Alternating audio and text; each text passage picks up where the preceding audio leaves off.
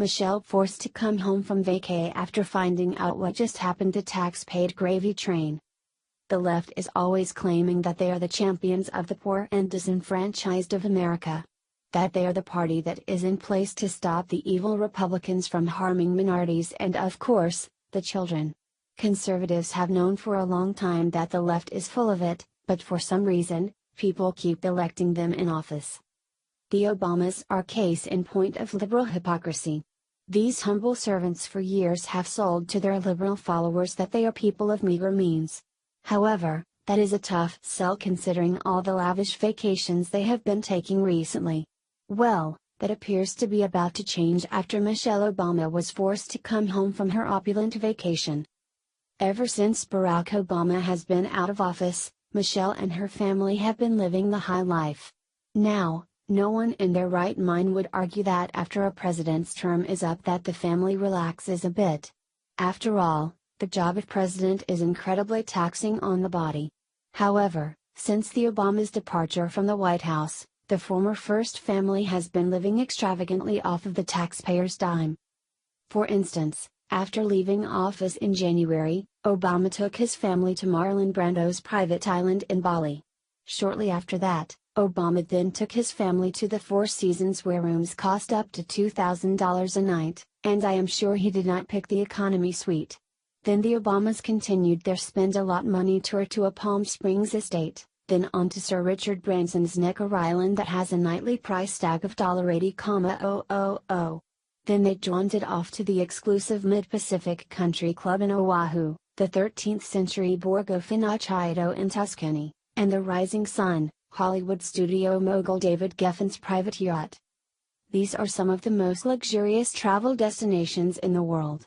Many of our clients spend tens of thousands of dollars or more to stay at these resorts, which cater to the most discriminating and demanding guests, said Kendra Thornton, travel expert and owner of luxury travel agency Royal Travel. For example, Necker Island has a nightly price tag of $80,000.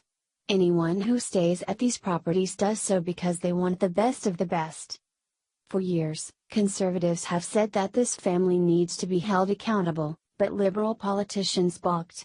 Now, it seems that Democrats are seeing the error of their ways and the arrogance of the Obamas. It has been reported by USA Today that Congress is now considering a bill that would potentially cut off all pension payments to past presidents if they currently earn $400,000 or more in a fiscal year, which Obama clearly has been making. Oh, but here is where Barack Obama's hypocrisy really shines. Last year, Obama vetoed this very bill when it was first introduced to him. Obama said that this bill would have unintended consequences and impose onerous and unreasonable burdens on former presidents by requiring them to immediately lay off staff and find new office space. Here is more from USA Today. Last year, then-President Barack Obama vetoed a bill that would have curbed the pensions of former presidents if they took outside income of $400,000 or more. So now that former President Barack Obama has decided to accept $400,000 for an upcoming Wall Street speech, the sponsors of that bill say they'll reintroduce that bill in hopes that President Trump will sign it. The Obama hypocrisy on this issue is revealing, said Representative Jason Chaffetz, Republican Utah, chairman of the House Oversight and Government Reform Committee and sponsor of the 2016 bill. His veto was very self-serving.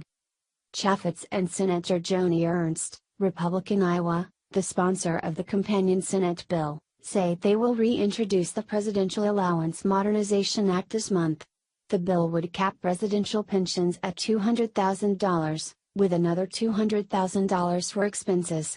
But those payments would be reduced dollar for dollar once their outside income exceeds $400,000. The issue isn't a partisan one, or at least, it wasn't last year. The bill passed both the House and Senate with no opposition, and no veto threat had come from the White House.